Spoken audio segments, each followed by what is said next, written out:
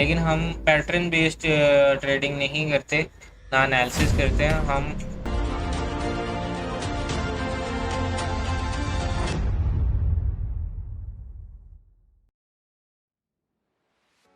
15 minute पे चलते हैं। मार्केट बहुत ही ज़्यादा स्लो है अभी, और मार्केट को गिराने के लिए ये कैंडल यूज हो रही है।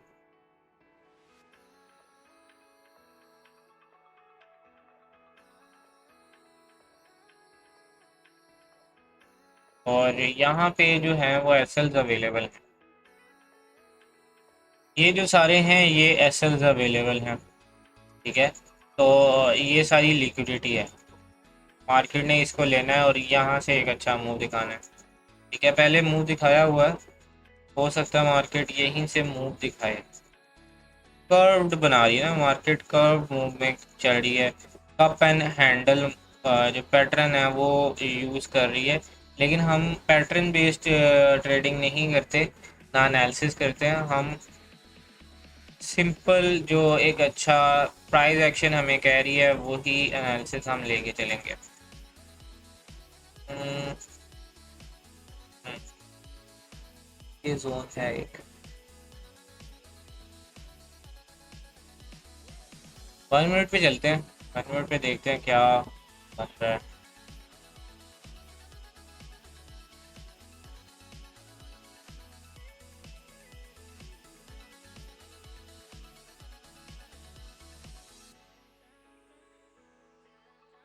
हम्म,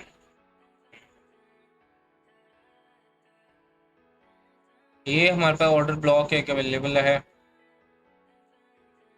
और फिर हमारे पास इक्वल लोज अवेलेबल हैं। उसके साथ साथ ये वाले भी हमारे पास एक मूव अच्छा दिखाने के लिए अवेलेबल है। इसके अलावा अगर ऊपर देखा जाए तो ऊपर क्या हमारे पास मूव कहाँ से आ सकता है। ये कैंडल है जो कि बहुत ही अच्छी तरह यूज हो चुकी है, रिट्रेस हो चुकी है। इसके अलावा हमारे पास ये कैंडल थी, ये कैंडल भी हमारे पास रिट्रेस हो चुकी है। ठीक है, तो ऊपर के ऑर्डर ब्लॉक अवेलेबल नहीं है, ऊपर की सिर्फ लिक्विडिटी अवेलेबल है जो मार्केट ले। ये साइड पे जाना ज़्यादा अच्छा है, बेरिश साइड के निस्बतन। के कोई क्वेश्चन वगैरह हो तो आप पूछ सकते हो चैट सेक्शन पे। कि मार्केट को अभी उठाना है, हमने कहाँ से उठाना है, यही वाला एक जोन है जहाँ से उठना है, और एक हमारा बस ये वाला जोन है।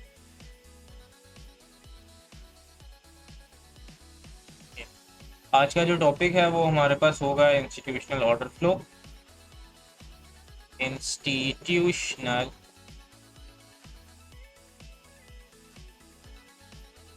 ऑर्डर फ्लो जो है वो हमारे पास आज टॉपिक होगा कि आप इंस्टीट्यूशनल ऑर्डर फ्लो को कैसे देख सकते हो, और इंस्टीट्यूशनल ऑर्डर फ्लो को चार्ट्स पे कैसे मार्क करते हैं। आज बेसिकली इस चीज़ के बारे में हमारे पास सारा कॉन्सेप्ट होगा जो हम यूज़ करेंगे। ये ये ये कैंडल है जिस कैंडल ने पिछली का हाई लिया है, वापस मार्केट को नीचे गिराना है। ये लो यार, यहाँ से गिर जाओ।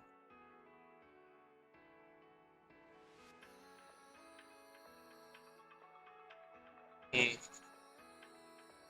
मार्केट को यहाँ से फिर से नीचे गिराते हैं। ये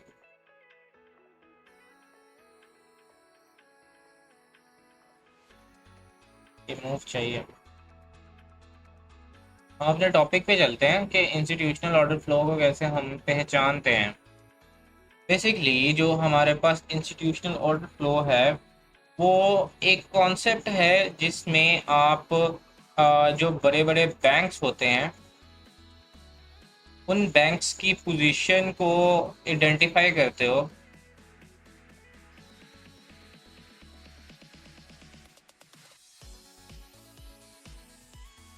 पोजीशन को आइडेंटिफाई करते हो कि कहाँ पे वो पोजीशंस को बिल्ड आउट कर रहे हैं। और किस तरफ मार्केट को लेके जाना चाह रहे हैं। सिंपली चलते हैं चार्ट्स पे और इसको हम लाइव देखते हैं। ये इंस्टीट्यूशनल ऑर्डर फ्लो को कैसे हम देख सकते हैं। किसी भी चार्ट पे हम चलते हैं, डेली पे चल लेते हैं। डेली पे एक्स और कैड पे चले जाते हैं। पूरा गंदा चल रहा है, कोई अच्छा वाला चलते हैं। तो यूरो यूएसडी पे चलते हैं। इसका कोई अच्छे वाला चार्ट भी खोल लेते हैं। यहाँ से स्टार्ट करते हैं फ्रॉम द वेरी बिगिनिंग। हमारे पास क्या हुआ, मार्केट डाउन ट्रेंड में चल रहा है। मार्केट जब डाउन ट्रेंड में चल रहा है तो मार्केट में जो हाईज हैं वहाँ पे सेलिंग की जा रही है। यहाँ पे एक हाई बनता है और हाई के बाद मार्केट में सेलिंग की जाती है। ठीक है, सेलिंग करने के बाद मार्केट क्या करती है, वापस ऊपर रिवर्स करती है और ऊपर रिवर्स करने के बाद वापस नीचे जाती है। क्यों जाती है, क्योंकि यहाँ पे बहुत से सेलर्स के एसेल्स पड़े हुए थे, उन्होंने फिर से सेलिंग यहाँ पे परफॉर्म की। ओके, अब यहाँ पे जब दो दफ़ा सेलिंग परफॉर्म हो गई तो दोनों के एसेल्स जो हैं वो यहाँ पे लग गए। उसके बाद क्या होता है, मार्केट वापस ऊपर रिवर्स होती है और इनके सिर्फ एसेंस खाने के लिए मार्केट रिवर्स होके हमारे पास वापस एक टर्टल सूप या एक आप कह सकते हो ब्रेकर से, एक मिटिगेशन ब्लॉक से वापस मार्केट नीचे के लिए रिवर्स होती है। ठीक है, तो जब आप इसको देखते हो तो आपको ये मिल जाता है एक आइडिया कि यहाँ पे क्या चीज़ पड़ी होगी।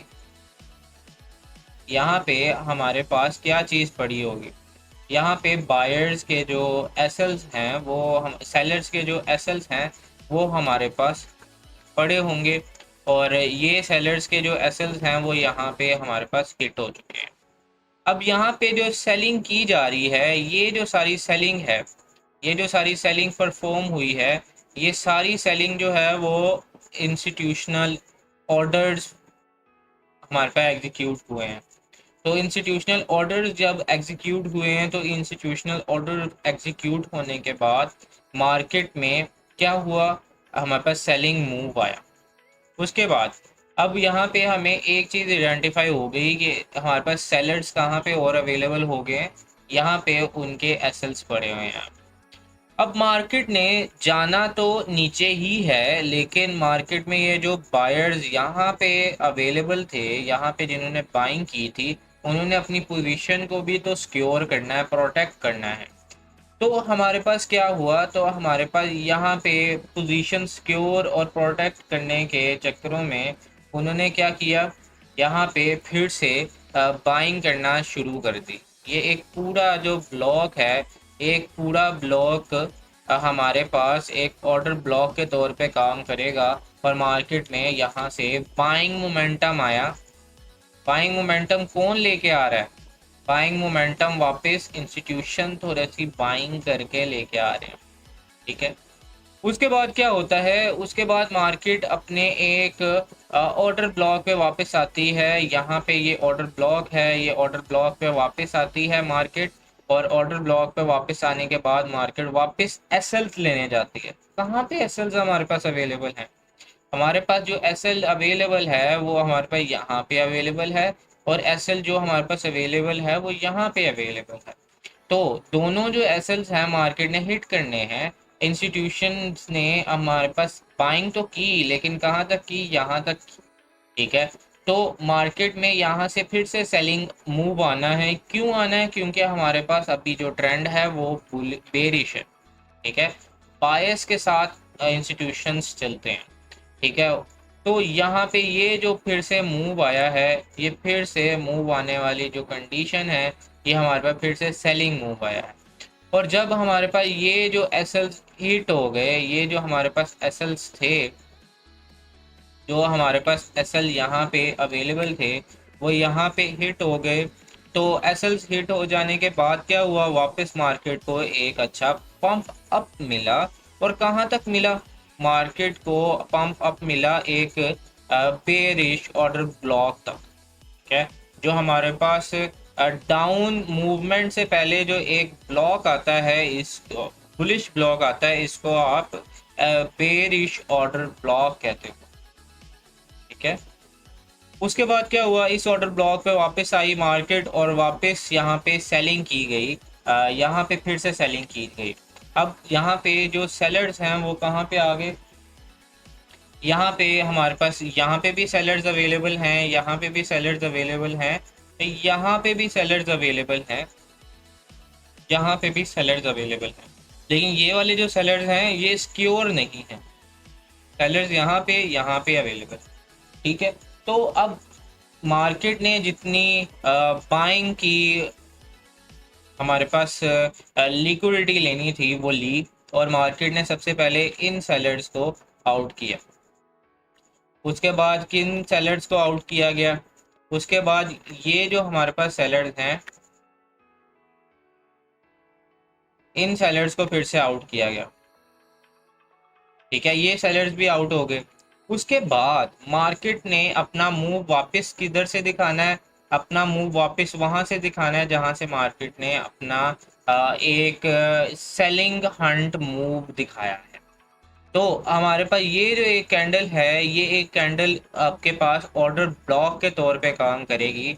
और ये आप कैंडल क्यों मार्क कर रहे हो? ताकि आपको पता है कि यहाँ पे सेलर्स अवेलेबल हैं, इनकी लिक्विडिटी अभी अवेलेबल है, तो इनकी लिक्विडिटी मार्केट ने अभी लेनी है। और ये जो है ये भी अभी सेलर्स अवेलेबल हैं, इसके ऊपर अभी मार्केट थोड़ी सी नहीं आई। तो क्या हुआ, हमारे पास ये जो है वो इक्वल हाइज बन गए, और यहाँ पे एसएल्स लग गए फिर से। जिन्होंने यहाँ से सेलिंग की थी उन्होंने फिर से यहाँ से सेलिंग की, और हमारे पास जो मूव आया वापस कहाँ से आया? एक बुलिश ऑर्डर ब्लॉक से वापस एक मूव आना स्टार्ट हुआ। अब क्वेश्चन ये रेज होता है, यहाँ से मूव क्यों नहीं आया? यहाँ से मूव क्यों नहीं है?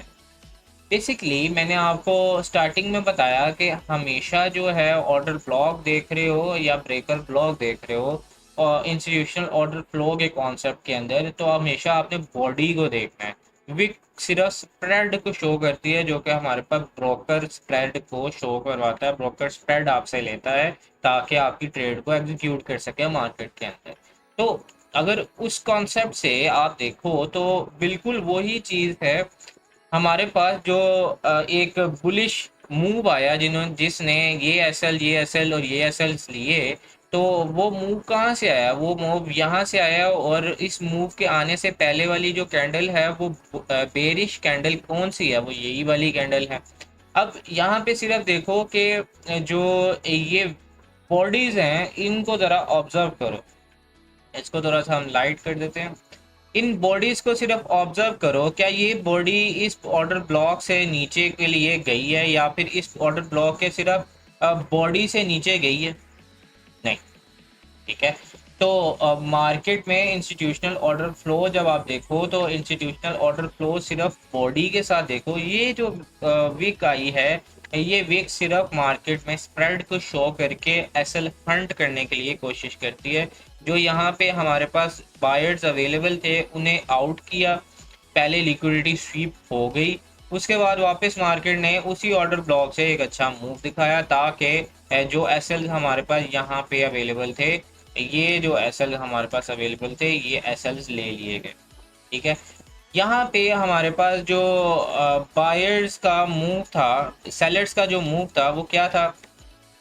यहाँ पे फिर सेलिंग की गई, यहाँ पे फिर सेलिंग हुई, और इसको थोड़ा सा कम कर देते हैं। यहाँ पे फिर बाइंग हुई। ठीक है, यहाँ पे फिर बाइंग की गई, यहाँ पे फिर सेलिंग की गई। ठीक है, यहाँ पे फिर बाइंग की गई।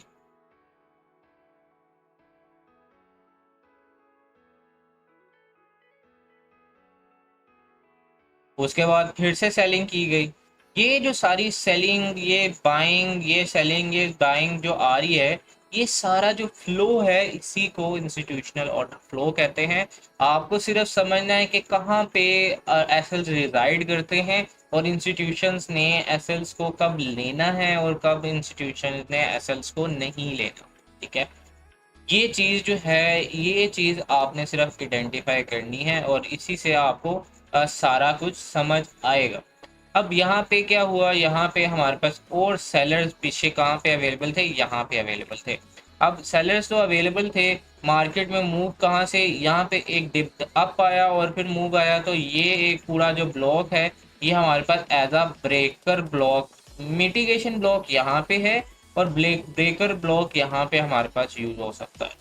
तो यही कैंडल अगर आप मार्क करो तो इसी कैंडल से आपको इंस्टीट्यूशनल ऑर्डर फ्लो से का कॉन्सेप्ट यूज हो सकता है कि मार्केट में यहाँ से जो सेलिंग की गई, ये जो सेलिंग की गई है, इसी सेलिंग के बाद एक जो बाइंग मूव आया, ये वाला जो बाइंग मूव आया वो क्यों आया, मार्केट में एसएल्स हंट करने हैं ब्रो। एसएल्स कहाँ से आप हंट करते हो, एसएल्स हमारे पास ये देखो हंट हो रहे हैं। यहाँ पे जो सेलर्स आए थे जिन्होंने सेलिंग करने की कोशिश की थी, उनके एसएल्स यहाँ पे पड़े हुए थे और मार्केट ने अपने ब्रेकर ब्लॉक से वापस मूव दिखाया है। ठीक है, इसी तरह आगे लेके चलते हैं। तो क्या हुआ, मार्केट में वापस मूव दिखाया गया, इंस्टीट्यूशनल ऑर्डर फ्लो जो था वो बुलिश साइड पे गया, यहाँ पे सारा। ठीक है, ये सारा बुलिश साइड पे गया। अब मार्केट में मूव आना है किधर से, एक कैंडल जहाँ से प्रायर टू दी मूव, हमारे पास ये जो बुलिश मूव आया इससे पीछे जो बेरिश कैंडल है वो हमने मार्क करके रखती है। वो बेरिश कैंडल आपने मार्क की और वापस मार्केट को मूव मार्केट देना स्टार्ट हो गई। और मार्केट ने मूव कहाँ तक देना है, मार्केट ने एसएल हंट करने तक मूव देना है। ये सारा जो फ्लो है मार्केट का, एक एसएल से दूसरे एसएल को हंट करना, मार्केट का वापस ऑर्डर ब्लॉक पे आना, bearish order flow order block पे, बुलिश ऑर्डर ब्लॉक पे आना, ये सारा शो करता है कि ये सारी जो है वो इंस्टीट्यूशनल ऑर्डर फ्लो के कॉन्सेप्ट के अंदर हमारी इंस्टीट्यूशनल बाइंग और सेलिंग है। ठीक है, तो वापस मार्केट ने इसी ऑर्डर ब्लॉक से वापस एक मूव दिखाया और जैसे ही मार्केट ने ये तोड़ा है तो वापस सेलर्स अवेलेबल हुए, सेलर्स ने सेलिंग करना कोशिश की कि सेलिंग की तरफ मार्केट को लेके जाया जाए, लेकिन बुलिश मोमेंटम बहुत अच्छा था जिस वजह से मार्केट ने अपने एक फिर से बुलिश ऑर्डर ब्लॉक से मूव दिया और वापस मार्केट ने एसएल्स कहाँ पे रिजाइड करते हैं, हमेशा आपने मार्केट पैराडाइम को, मार्केट मेकर पैराडाइम को याद रखना है। वो क्या होता है कि मार्केट में एक स्मॉल ग्रुप है, एक लार्ज ग्रुप है। स्मॉल ग्रुप जो है वो चुप करके सारा काम करता है और लार्ज ग्रुप जो है वो सारा कुछ शोर मचा के करता है। जो सोशल मीडिया पे आपके पास अकाउंट्स अवेलेबल होते हैं, सोशल मीडिया अकाउंट्स हैं, जो ट्रेडर्स अपने आप को शो ऑफ करते हैं, उन ट्रेडर्स को आप रिटेल ट्रेडर कहते हैं। और जो आपके पास चुप करके काम करते हैं उनको आप स्मार्ट मनी ट्रेडर कहते हो। स्मार्ट मनी ट्रेडर्स को ये चीज़ पता होती है कि इंस्टीट्यूशन कहाँ पे बाइंग कर रहा है, कहाँ पे सेलिंग कर रहा है। तो इंस्टीट्यूशंस जहाँ पे सेलिंग और बाइंग करते हैं वो उनकी शैडो पे रहते हैं। तो इसलिए आपने भी स्मार्ट मनी के पर्सपेक्टिव से सोचना है, ना कि आपने ये सोचना है कि मार्केट यहाँ से मूव देगी, यहाँ से मूव देगी।